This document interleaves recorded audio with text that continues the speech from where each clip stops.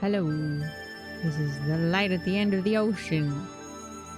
It's a short little visual novel, and it's got queer stuff in it, and that's why I follow the curators that I do. Nice. The ocean is a lonely place to be. Vast expanse of nothingness, it seems. But peer into the distance and you'll see, atop an island cliff, a lighthouse gleams. Island's shores, composed of jagged rocks, treacherous to each small passing boat. There are sailors bound for farther, safer docks. Tower's warning keeps the ships afloat. So on the light, keeper spends her days in solitary sleep and wakes at night to shine a beam through ocean fog and haze, her solemn duty to the sacred light. And though our stalwart keeper does her best, this morn a grave mistake has brought a guest. That's fun. It's fun. Two women stand on the rocky shore of the island in a light film of rain. The lighthouse keeper is stock still, her work boots planted firmly on the ground. Her guest, on the other hand, is perpetually slightly off balance, swaying on this slippery and uneven terrain. In front of them lie several battered planks of wood. Wow, it's beautiful here. You don't think so? I've been here a long time, got used to it. Those bits of wood, is that what's left of my boat? Uh-huh.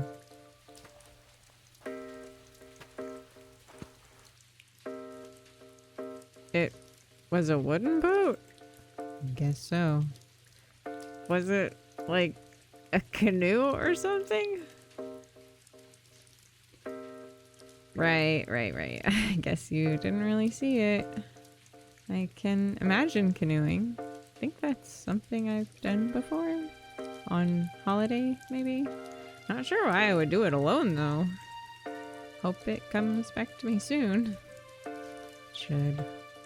I guess that's all I wanted to see here. What do you want to do now? What can I do? You said, what, 5 days until your supply guy with the boat arrives? Something like that. Do you have some books I could read? Actually, maybe you're not supposed to read when you have a concussion. Any board games we could play, maybe? Later. Got some work to do now.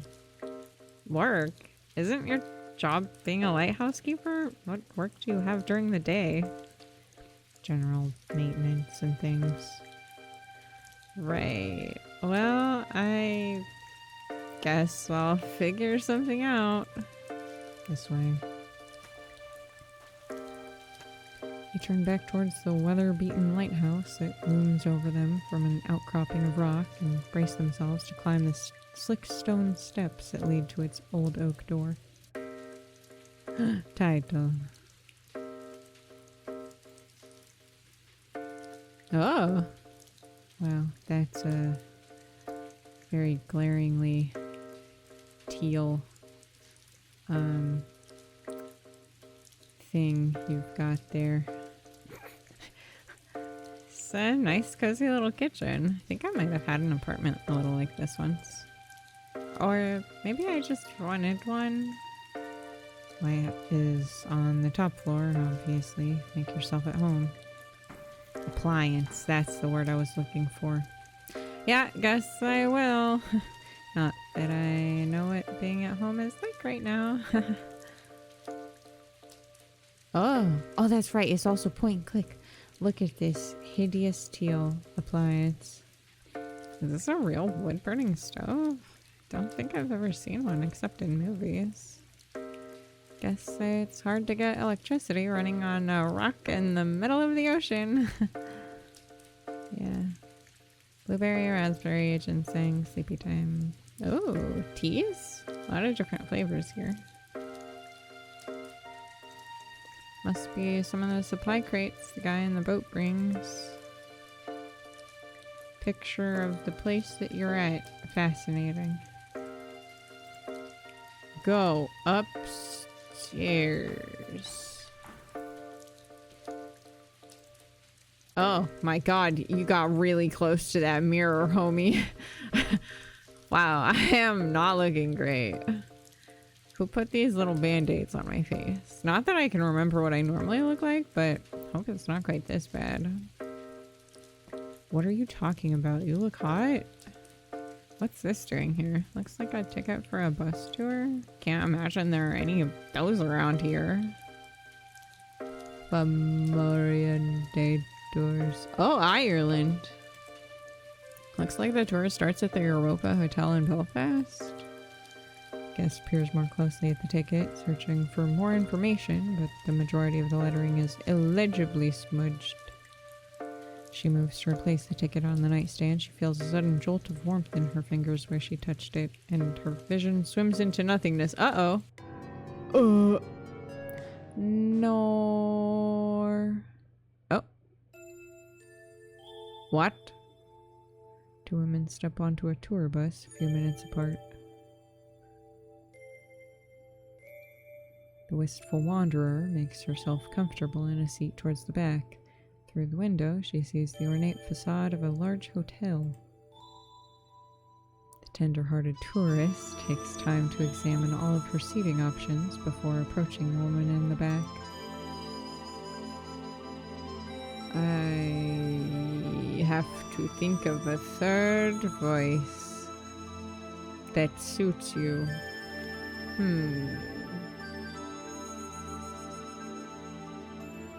Well, fuck it. I learned on this other bus tour yesterday that hotel was the most bombed building during the Troubles. So I've heard. Yeah, apparently it was one of the few hotels in the city, so it was where a lot of journalists stayed, and that's why I was targeted, I guess. My name's Emma. Can I sit here?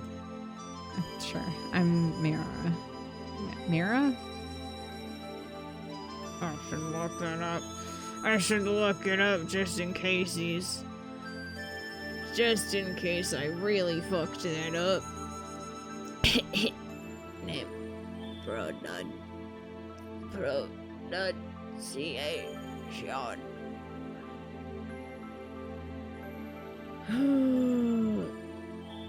Can you just give it to me in text? How do I just tell me? Mira. Okay, thanks. So I said it wrong. Sure, I'm Mira. Wanderer shifts even closer to the window as the tourist takes her seat. Are you traveling alone too? I guess I am today, staying with relatives, but they sent me off on this tour while they're working. Tourist catches a hint of dejection in the wanderer's tone and wonders if they might be able to relate to each other. I was supposed to be traveling with a friend, but then she got sick or something and got an earlier flight. It's weird. We spent so much time planning to do all these things together. She really wanted to see the Giant's Causeway. Now she's back home, I guess, but she's barely even replied to my messages since she left. It's really weird being here alone. Wanderer thinks for a moment before replying. She went home because she wasn't feeling well? How far away does she live? If she's from Oklahoma, it's like a 12-hour flight or something. She must have been really sick. Yeah. Or she really didn't want to spend another minute with me, which is a theory I'm kind of leaning towards. The Wanderer chuckles. Well, I only just met you, but you don't seem bad enough to drive someone out of the country to me. Thanks. Bus starts up and the driver's muffled voice on a speaker announces their departure for the tour's first stop. Carrickfergus Castle. The tourist smiles in anticipation of the journey. So where are you from? Dublin. You? Canada, near Toronto. These are all definitely super accurate accents to where the fuck we're from. Don't worry about it. Don't think about it even a little bit. Don't worry about it. Dublin was lovely. Really liked how the river ran straight through downtown. My friend and I got fish and chips wrapped in newspaper and sat by the river eating it the first night we were here before everything. Yeah, it's nice. And you said you were visiting relatives? My aunt and uncle. They live in a small town not too far from here. I think it would be nice to live in a place like that, out in the country. The wanderer stares silently at her companion, as if searching her face for a sign of kindness, perhaps, or of capacity for understanding. Eventually, she finds it. I don't know. It seems a little depressing to me. We went out to a pub, and they knew half the people in there and had to chat with them all. My cousin was worried about how it might be awkward if she ran into one of her students' parents again. She's a teacher.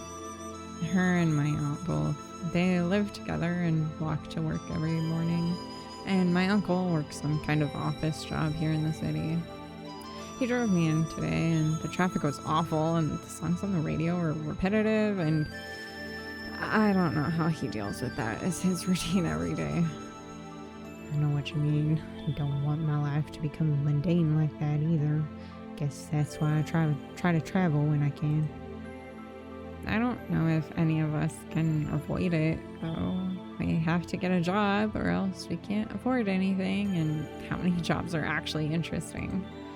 How many people are actually happy to go into work and not just silently resign to it at best? Wanderer stops herself from continuing her tirade, suddenly realizing that it may have been too much to say to a stranger. I don't know. I try not to think about it. Yeah, I've tried to. The concern and compassion in the tourist's eyes compel the wanderer to continue, regardless of decorum. I'm not just on holiday. My parents sent me to stay with my relatives because I'm not doing well. My girlfriend broke up with me, and it's been really hard. Guess they think the country air will do good for me or something. Oh. I mean, you told me something personal about you and your friend, so it only seems fair to be honest with you too. After a moment that feels endless to the wanderer, the tourist responds with a sympathetic smile. Thanks. I mean, I appreciate it. I hope this trip is as helpful as your parents think it'll be. This tour sounds like it'll be nice at least. Looking forward to seeing the Giant's Causeway. Two women relax into their seats as the bus rolls out of the city. Wow. Oh, here you are. Work's done for the day. You want a tour of the island or something? Or you could take a look at how the light works, if that's something you're interested in. She looks at the guest expectantly as the guest slowly takes in her restored surroundings. I feel like I just had a dream or a vision. I don't know. I picked up this bus ticket and suddenly my hand felt really hot and... Oh, yeah, that's how it works here. You'll get used to it. I'm sorry, what? This really isn't a normal island. It's hard to explain. You'll figure it out anyway. There's a process to it. Now, do you want to go see the rest of the island or look at the light? Can I save? I can. I should have saved before I clicked on that freaking ticket.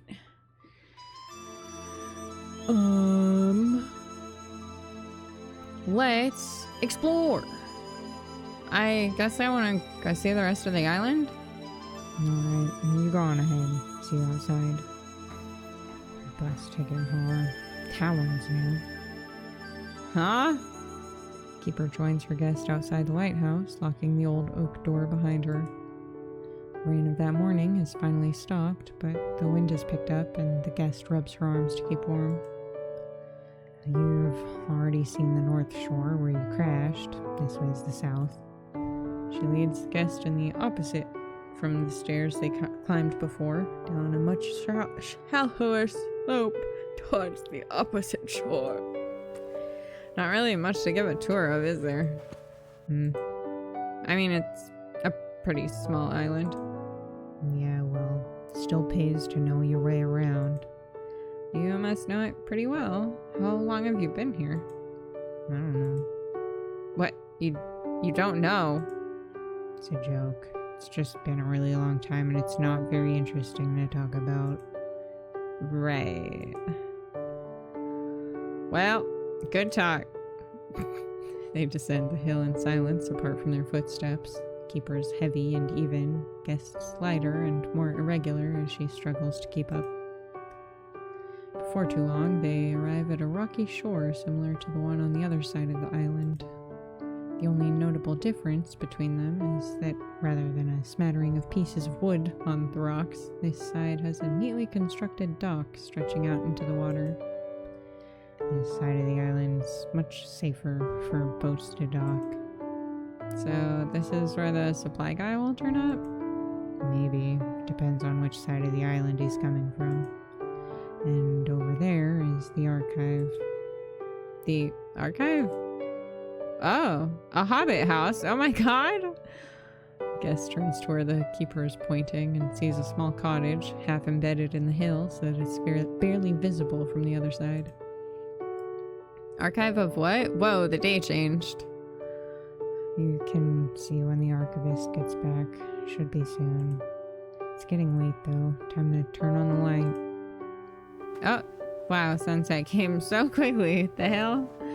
Hang on, I thought she said this side was the south. Oh, yeah, wait. The guest sighs and follows the keeper back up the hill, disorienting sunset at her back. Huh. Oh, okay, goodbye. Wow. In the middle of the night, the guest stands in the kitchen, sipping a glass of water as she looks out the window at the dark blue sea. She strains her eyes to catch a glimpse of distant boats each time the rotating beam of light from above sweeps by. Oh, you startled me. Aren't you busy with the light? Just refilled the reservoir now. It's fine. Did you come for a glass of water too? I'll grab you a... No, it's alright. Oh. Why she looks so pissed? As the two women reach toward the cupboard at the same time, their hands brush against each other for a moment, and the keeper leaps away as if she had received an electric shock. Are you okay? Oh, okay. The keeper disappears without a word, leaving the guest alone in the darkness. Sorry? Well, fuck. And the guest's anxieties eventually allow her some sleep. It's fitful and haunted by strange dreams.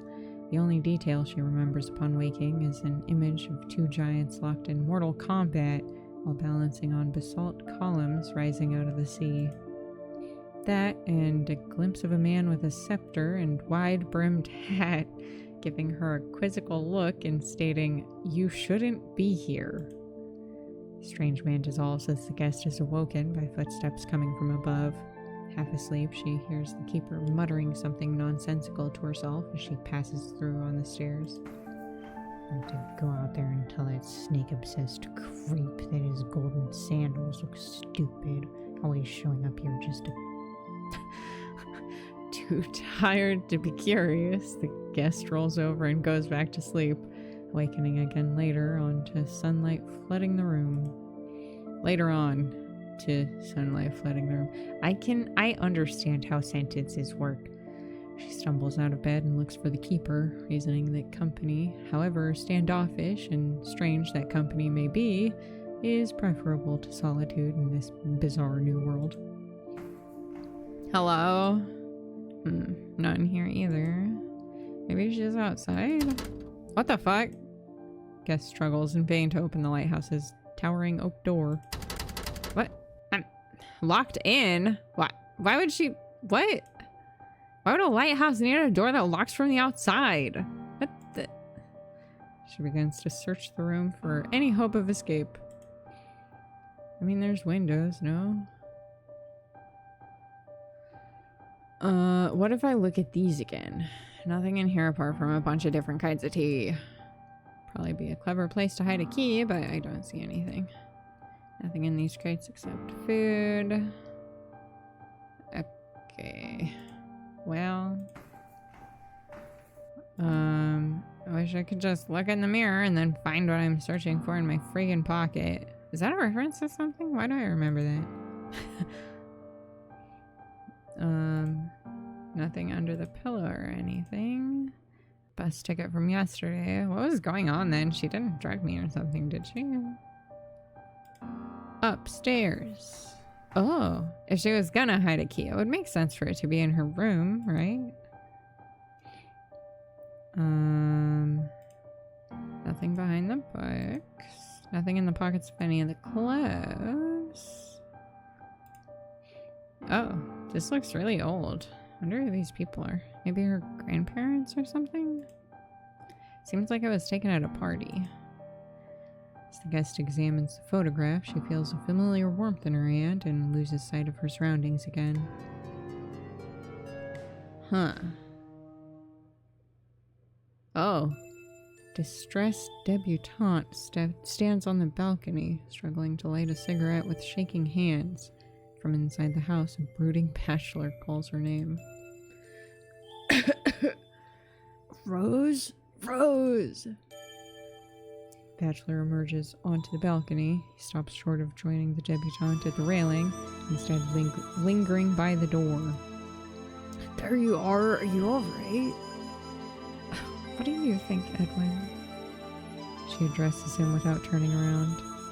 I'm so sorry, Rose. I was gonna talk to you soon. I just wanted everyone to have fun tonight, like old times. I didn't mean to upset you.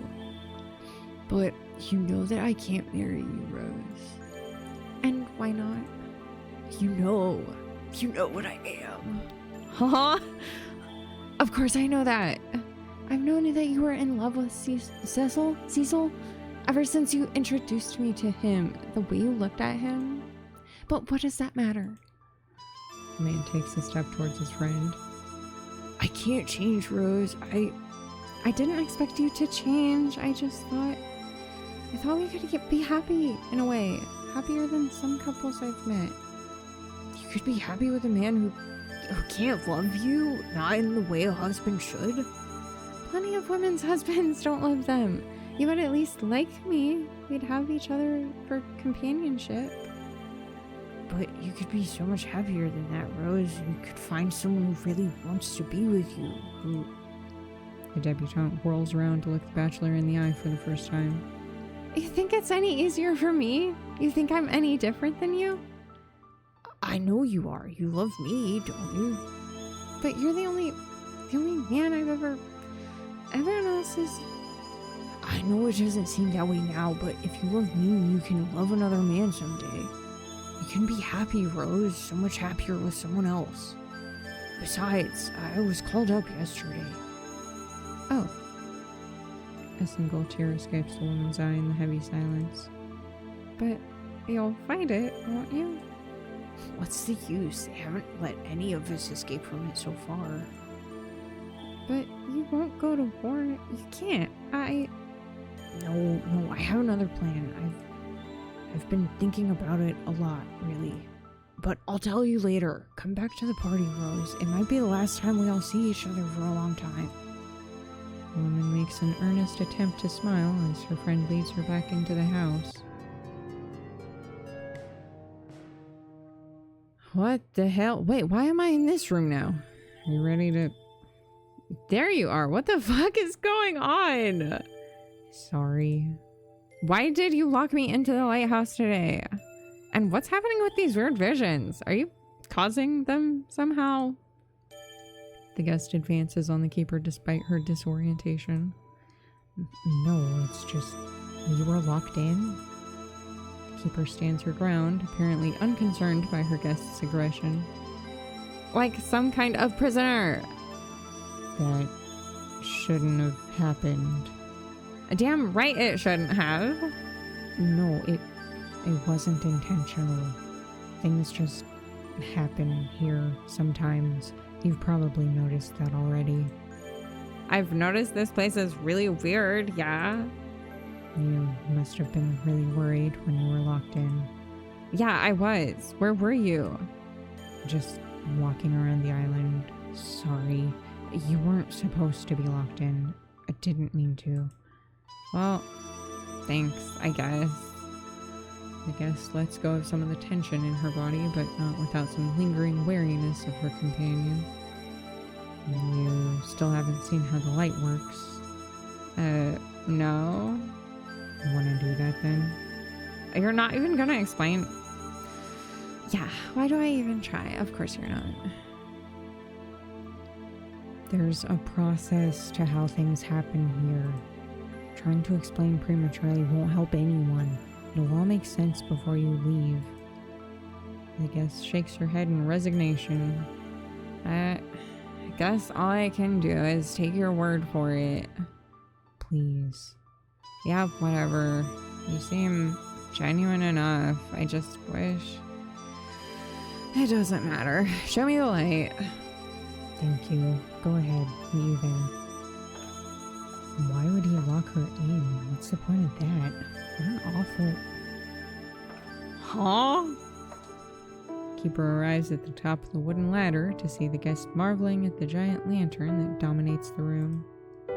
Outside the panes of glass that make up the walls, the sea, now much calmer than it was during the previous day's storm, stretches out into the distance. Wow. Yeah, nice view. The light, too. It's such an interesting shape. The ridges and things make it easier to see from far away. I wonder how far. But somehow I didn't see it. At least, I can't imagine I did. Why would I have crashed if I had seen it? You didn't. It wasn't on, malfunctioning. Oh. Well, that gives me a little more confidence in my boating ability then. It should always be on at night. It was a terrible mistake. Well, I mean, if it malfunctioned, then that can't be anyone's fault. That's bound to happen once in a while. And I survived, so seems like everything's fine, right? I'm sure I'll recover from the concussion soon. Yeah, you will. Wow, that sun goes down so fast. The sky outside the lighthouse begins to darken and change color with the first hints of sunset. It seems a little early for the sun to go down. Then again, I thought the same thing yesterday, so maybe I'm just bad at keeping track of time. It's always earlier than you expect here. What do you need to make sure the light is working? Or what do you need to do? Keep an eye on the paraffin levels in the reservoir. I checked that earlier. And then pump the air container regularly to keep the fuel moving and burning. How often is regularly? Once an hour or so. Once you get used to it, you can tell when it's time. It must have been hard to get used to it at first. Did you learn from another lighthouse keeper? Something like that. What do you mean? It's complicated, hard to explain. Oh. It's getting dark. Time to get all this stuff working. You want help? Do you need any help with it? No, but thank you for offering. No problem. I guess since I don't know what to do, I'd probably just get in the way. It's not that. It's just... Maybe you can learn another time if you really want to. Sure. If I'm hanging out here for a while anyway, I might as well make myself useful. You don't need to work to be useful. Well, have a good night. You too. The guest glances at the sunset through the glass once more before descending to her bedroom for the night. Goodbye, son. Is this a little like fog? I think it's fog. Keeper gazes out at the ocean from the top of the tower. How do you see anything outside when you're next to such a bright fucking light? face illuminated unevenly by the glow of the lantern. Her eyes remain fixated on the horizon, even as soft footsteps reach the top of the ladder next to her. Oh, who the hell? Honey, I'm home. Not your honey. Aw, play along. You're the closest thing I've got. How are things with your guest? Fine. Fine? Really? Alright, awkward. She keeps asking questions there aren't any good answers to, of course. Why don't you just explain things to her? That's not the way it's supposed to go. There's a process. Yeah, I know. So what, you're just gonna get in trouble if you make things a little easier for her? What do you think that he would do to you anyway? Considering what he's done already, don't much feel like finding out. Right, I keep forgetting how much younger you are. You haven't had nearly as much time to get used to the way things are for you and me. Can't imagine that ever happening. Oh, it's not so bad, especially when you have a cool neighbor. Huh. And when someone interesting to talk to comes by every now and then, like this guest of yours. There's the reason she's here. The only reason for anyone else to be here makes it pretty hard to relish the opportunity. You need to get way less hung up on the whole life and death thing. You'll go crazy placing so much importance on it here. It's not just death, it's... Okay. Maybe it's still too soon for you to relax about this stuff. But still, have you talked to your guest much? A little. Showed her around. Did you ask her anything about herself, her hobbies and interests? Well, there's the amnesia problem to contend with. That doesn't mean she's forgotten everything. I bet she could still recall some interesting stories to tell you if you asked. Why not give it a try? She'll be gone in less than a week. So enjoy the time you have. That will only make the end so much harder. All right, I get where you're coming from. But the poor girl must be so bored. Why don't you send her to visit me tomorrow? She might like exploring the archive. Maybe I'll have some little tasks for her to help out with or something. You're not too busy? I've got all the time in the world. Thanks, sweetheart. What a strange creature. The archivist winks and disappears back into the shadows. She leaves the keeper alone with the light and the ships in the distance, hundreds of them approaching the island at a slow but unrelenting pace. Huh? What? The guest wakes early the next day. Her dreams, no doubt influenced by the events of the previous morning, centered around being imprisoned in bare, isolated cells. Several variations on that theme haunted her throughout the night, in between periods of waking. The one that struck her the most took place in a bare white room, incessant beeping the only soundtrack to her futile attempts to escape. Unsurprisingly, her first thoughts upon regaining consciousness are to question the validity of the keeper's claims that she was only locked in by accident. She feels a mounting anxiety as moments later the keeper descends the stairs. Oh, you're awake already. Yeah. You want breakfast? There should be a couple eggs left. I'm not hungry. Okay. Oh, almost forgot. You remember the archives? Yeah? The archivist got back late last night. Thought maybe you'd like to visit her, since you don't have much to do around here. Oh, wait a minute. Yeah. She was gone and she just got back? Doesn't that mean she has a boat? Oh, yeah. Why? So why do I have to wait for the supply guy in his boat then? Couldn't I just leave with her? Oh, right. Well, her boat, it's not... It breaks down a lot. Probably wouldn't work. Of course. Another reason I can't leave. keeper hesitates at the top of the stairs for a moment, apparently unsure of what to say, before ultimately settling on a terse 4 words. Have a good day. Yeah, you too. The guest grips the windowsill and stares out at the empty ocean, hoping to avoid arousing the keeper's suspicions by waiting a few minutes before leaving. When she can take the tension no more, she races down the steps of the lighthouse, past the remains of breakfast in the kitchen, and down the hill towards the mysterious archives.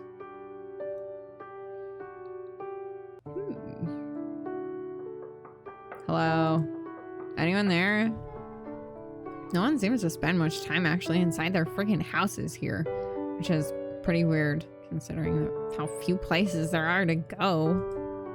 At least this door wasn't locked. Guess I'll look around. Better than going back up there. Good. Raincoat must be an important thing to have here, judging by the weather when I first arrived. Although this doesn't even look like it has a hood. So what freaking use is that? A stick! Wish I had a walking stick like this. It would make hiking around here a lot easier.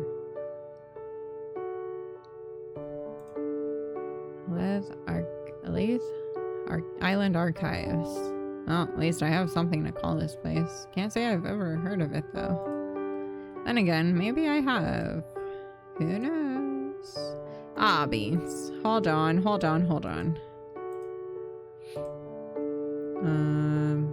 Downstairs. I think I want to go through the door first. Oh. Cute.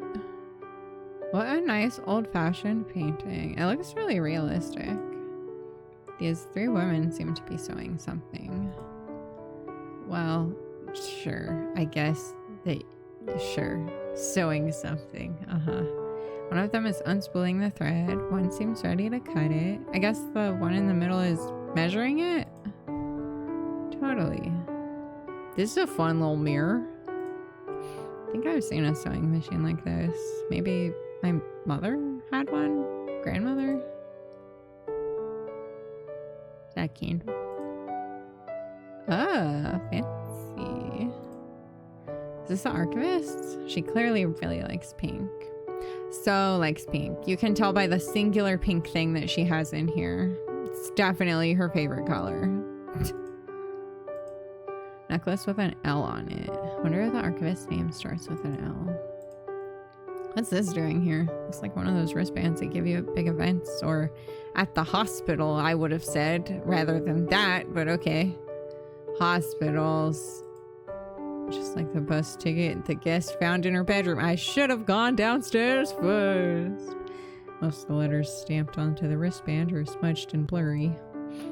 She does manage to parse a few details. That the patient was a 23-year-old woman born in 1988, but just like with the bus ticket, warmth soon emanates through her fingers.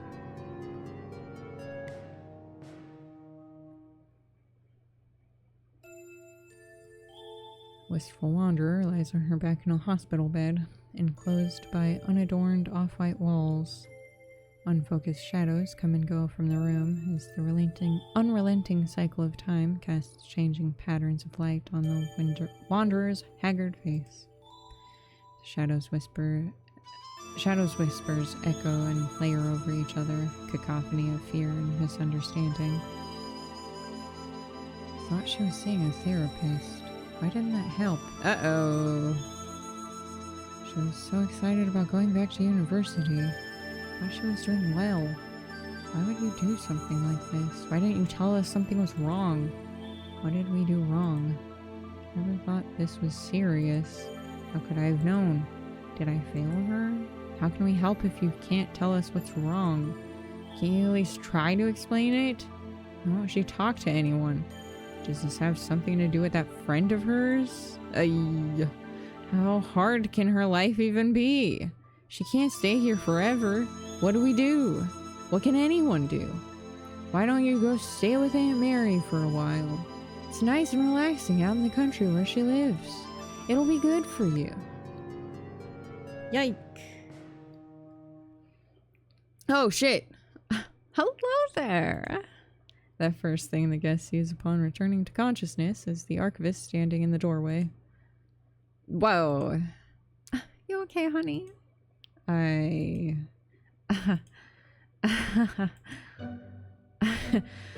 guest doubles over with sudden peals of laughter, prompting the archivist to gingerly approach. Anything I can get for you? Some water, maybe? It's just... I don't know why it's so funny. It's just... Guest struggles to regain her breath. I don't know why I was so startled. These past few days, everything that's happened to me has been totally insane, and I felt somehow detached from it. First thing that made me jump and made me react like a normal person is suddenly seeing a stranger in the doorway. And you're not even much more of a stranger than she is, and I had just accepted having her around somehow.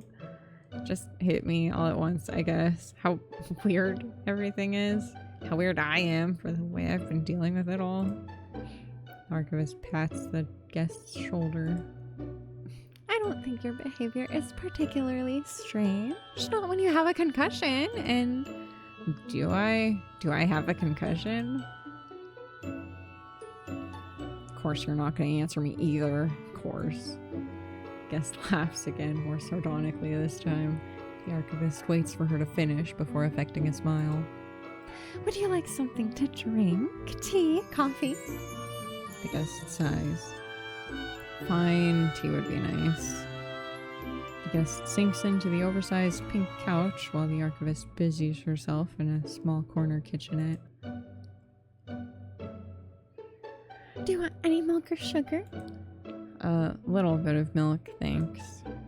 The guest's earlier burst of manic energy has left her as suddenly as it arrived, and she finds herself simply staring at the wallpaper, losing herself in its pale patterns until the archivist slides a cup and saucer into her hand.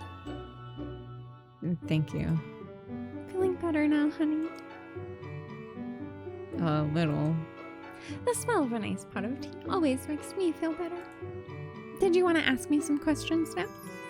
I mean, I'm not supposed to answer too many, but I'm less of a stickler for the rules than certain other people. The guest shakes her head. To tell you the truth, I don't know if I'm ready for what I think the answers would be. I understand. Guess there's one thing I can ask. What's your name? Is that allowed? Your friend calls me Elle. My friend? The lighthouse keeper.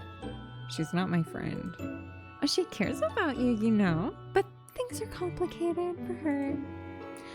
Everything feels pretty complicated for me right now, too. I know. But hey, that's why I'm hoping I can cheer you up a bit. I'm a lot less of a downer than her, promise. What do you feel like doing once we're done RT? Okay, I wasn't reading that one wrong. You could look through my little library for a good book to read.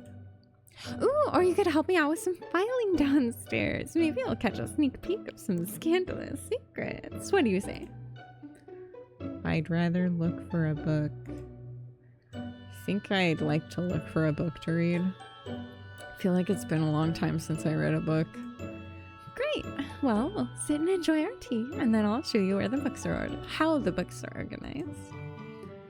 Once the tea has cooled down enough for the guest to take a sip, it occurs to her that Elle never asked her what kind of tea she wanted, but somehow she seems to have been able to choose something that almost brings a happy memory to the guest's mind. Dances just beyond reach, tantalizing connection to her previous life as she drinks from a china cup in the garishly pink room. A while later, Elle leads the guest down into the basement. One of the walls of the spacious room is almost entirely dedicated to shelves, with many books lying on top of others or sticking out haphazardly. So, I swear they are organized alphabetically by author's last name once. But then I kept getting new books, and sometimes there was like no space left where they should go alphabetically, so I just kind of had to stick them wherever. You know how it is. And then one time I moved all of the shelves out from the wall so I could clean all the years of dust back there. Man, that was gross. And I put them all back in the wrong order by mistake. And by the time I noticed that one section of the alphabet was totally in the wrong place, I didn't want to move them all again. So maybe you should just tell me what kind of books you like, and I'll see if I remember anything good. You probably don't stand much of a chance of finding what you're looking for by yourself. Well, that would be easier if I could remember what kind of books I liked. I guess maybe mystery? I have a vague recollection of having read a bunch of Sherlock Holmes when I was a kid, maybe? Mystery it is. Let's see, what do I have? Elle peruses the shelves. Look of intense concentration on her face. What about... No. I mean, you know, I'm not all that picky. You could probably just grab something decent and I'll give it a try. Not like there's much else to do on this island. No, you said you like mysteries, so I'm finding you a mystery. I want you to have a good time here. Aha! She pauses in front of a shelf towards the far corner. Here's the beginning of the alphabet, and here it is. Without warning, she tosses a weathered paperback to the guest, who fumbles but manages to catch it. The Moonstone. Wilkie Collins, 1868, one of the first detective novels that established a lot of the conventions of the genre. And up here is... This time the guest anticipates the flying book and catches it more deftly. Surfacing, Margaret Atwood, 1972. So you've got a nice range of time periods there. This one's about a woman searching for her missing father. Ooh, and if you want one more to consider... Elle returns to her search for a few minutes while the guest skims the backs of the two books she has already. There we go. Careful, this one's a hardcover. Or you're throwing that one too? Ow! The guest manages to keep up her perfect record of catching the books, but not before this one strikes her in the stomach. The English Patient, Michael Ondaatje, 1992. Also not really a whodunit or anything, but there's plenty of mystery and intrigue. Any of those should be a good read, but hey, if it turns out you were totally wrong and mystery isn't to your taste after all, just let me know. You might have noticed I have a ton of books. Thanks. Do you know which one you'd like to try first?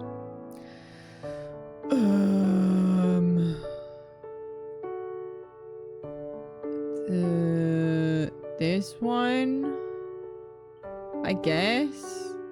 I don't fucking know. Is this gonna have an effect on what ending I get? I think I'll try surfacing. Ooh, this one might be my favorite out of the three. I hope you like it. Elle hands the guest her chosen novel with a big smile. If you want to start reading now, feel free to relax on the couch in my room or enjoy the nice weather while it's still light out. I have some work to do down here, but I'll come up and make you dinner later. Oh, okay. Thanks. Feel free to yell if you need anything. The guest nods before ascending the stairs out of the archive, book held firmly in hand. The guest spends her afternoon on the beach, engrossed in her book. Feels like only a short time before the darkening sky begins to hinder her reading ability. As she dusts the sand off her clothes and heads back to the archives, she sees their owner rushing out the door. Oh, there you are. I'm sorry it's gotten so late, and I said I would make you dinner. You must be starving. It's okay. I was enjoying the book. It's a good one, isn't it? Still, I would hate to go back on a promise of food. I can start dinner right now if you want. The offer awakens a hunger in the guest that she hasn't felt since she arrived on the island. Well, if it's not too much trouble. I tell you what, I'll run to the lighthouse right now and tell the sourpuss up there that you're hanging out with me for the night. I'm sure she won't complain about having more time to sit around by herself practicing angry faces or whatever she does. That is, if you want to stay here for the night. I just think it might not be safe walking back up that hill after dinner in the dark. And I have plenty of pillows and blankets. It'll be a sleepover. The guest weighs her options, sleeping in the cramped archives along this bubbly, talkative stranger, or in the cold lighthouse under the watchful eye of the other one. Doesn't take long to come to a decision. Sure, a sleepover sounds fun. Great, I'll be back in a bit. She races up the hill, hair streaming behind her in the sunset. not the choice I would have gone with. I find this woman fascinating, but also exhausting. Once night has fallen on the archives, the guest watches as their proprietor fashions a collection of pillows and blankets into some kind of nest on the basement floor. The room's tall bookshelves cast long dark shadows in the limited candlelight. I would really be fine with sleeping on the couch, you know. But this is so much more fun. It's like a real sleepover. Elle blows out the candles before flopping onto one of the two makeshift mattresses and gesturing for her guests to do the same. Oh. Okay, fine. Ah, cute. The guest sinks down into her bed for the night and finds it surprisingly comfortable. Elle grins as she shifts some pillows into their ideal position. I used to do this with my sisters all the time when we were young. We would wait until we thought our parents were asleep and then sneak into each other's bedrooms to lie on the floor together, telling jokes and stories. Of course, our mother would always catch us because our giggling was so loud. She tried to teach us not to be afraid of the dark, but that wasn't the problem. We weren't scared of being alone in the dark. We just preferred to be together. How many sisters do you have? 2. I'm the middle one. Sounds nice, having sisters that you're close with. Yeah, it is. I mean, we disagree sometimes. We're all pretty different. My older sister is like so cynical, and my younger sister is much more optimistic, and I always end up kind of mediating between them. But we never stay angry at each other for long. That's good. Guess thinks of the photograph she saw on the bedroom wall earlier. 3 similar looking women sewing together. Must have been Elle and her 2 sisters. She wonders if careful analysis of the picture would reveal which one was the optimist and which the cynic. Wish I could tell you something about myself or family, but... That's okay. You can tell me a story instead. I don't remember any stories either. Well, there's the book I was reading today, but I'm not finished that yet, and you've read it already, so... Then make one up. I don't think I can make up a good one. Come on, please. Tell me a bedtime story. The guest laughs. Okay, I'll try. No guarantee of quality, though. Elle pulls her blanket up to her chin and looks at the guest expectantly. Once upon a time, there was a giant. There was a giant. Ooh. Actually, there were 2 giants. Oh, I guess we're gonna tell the dream story. They lived across the sea from each other. One of them challenged the other to a duel, so they built some rock columns into the water so that they could fight on neutral territory between their homes. And then the guest sighs dejectedly. What? I don't know. I remembered that, I think, but I can't remember how it goes. I don't know if they fight or if one of them runs away. Make it up then. What would you do? If I was a giant? Yeah. If I was a giant, I guess I'd be strong enough to fight another giant, right? But if I was me, I'd run away. You wouldn't at least give it a try? Fighting a giant on a bunch of rocks in the middle of the freaking ocean? I'd fall off and drown if the giant hadn't, crushed me already. You sound like my older sister. I think a human might have an advantage against a giant. You could dodge quickly and maybe climb up onto his back. It'd be a really, really cool Shadow of the Colossus thing. In theory, maybe somebody could do that. Not me, though. The fucking grip strength, the upper body strength. Are you crazy? You'll never know until you try. Are you threatening to make me fight a giant right now? No, I don't know any giants. Not anymore, anyway. I'm gonna go to sleep. Your jokes are freaking making me tired. It's not a joke. My aunt was a giant. I really am tired. Okay, good night.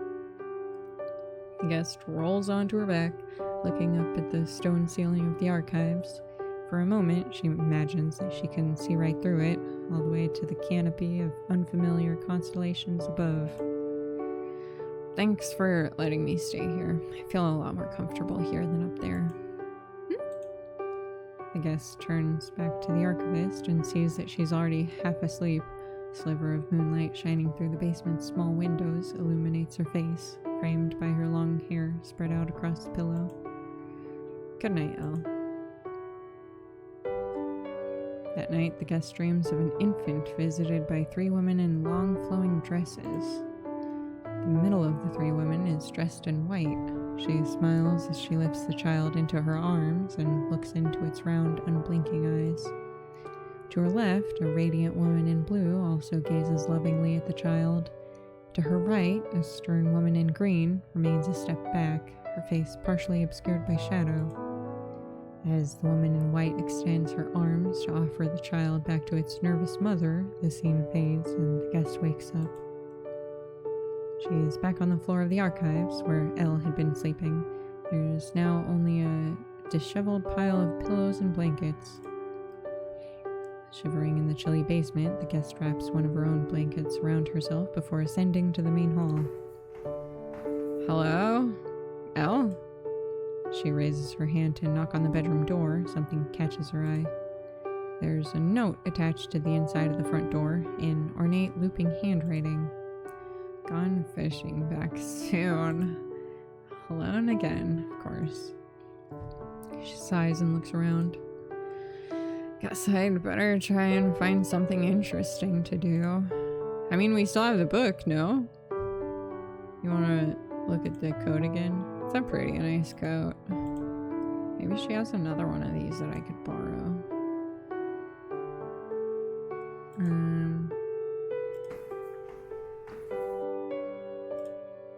This is one of those fancy clothes that has bumps for the mounts and things. Fuck yeah, I love those. We love some tactile shit. Wow, this is a pretty big book collection. Oh, Sign of the Four. I think I remember enjoying that book a long time ago.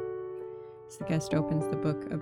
God damn it! How am I so good at finding these immediately? Or are there multiple ones that you can find in each time? I'm so curious. So, as the guest opens the book, a gust of wind with no discernible source blows through the pages, and she feels her hands growing hot again. Oh! Takes a moment to recognize the woman reading on the garden bench as the distressed debutante. She has more color in her cheeks, and a contented expression that never came close to gracing her features that night on the balcony. Yet, just as in that other moment out of her life, a bachelor soon approaches her, his brooding tendencies more muted, but nevertheless visible to the world-weary way he surveys his surroundings. Good afternoon. Enjoying the party? The debutante looks up from her book, still slightly annoyed at the intrusion. I was, yes. So hiding from the rest of the guests and reading a book really is your ideal of enjoying a party? In fact, it is. So if you don't mind, I'll get right back to it. What are you reading? Bachelor flounces onto the other end of the bench and the debutante flinches. At this exact moment, nothing, because I've been interrupted. Bachelor opens his mouth to speak, and then closes it again, knits his brows. Sorry, I'm being so rude, aren't I? This direct admission of fault catches the debutante off guard. Well, perhaps a little. My apologies. To tell you the truth, I was finding the party dreadfully boring, and I thought that you looked like you had the right idea of avoiding it. Talking to you struck me as a much more interesting way to pass the time than going back there. But of course, you have no obligation to speak with me if you're not so inclined. Good day. The bachelor gets to his feet. Wait, you don't have to leave. I was a bit taken aback by the boldness of your approach, but I would be happy to have a conversation partner as well. I've just finished a chapter anyway. Oh, you don't mind then? No, please sit. The bachelor smiles and retakes his seat on the bench. I'm Edwin Knight. Rose Nardovino. Nardovino, is that an Italian name? Yeah, my grandfather was Italian, but my family's been in England since before I was born.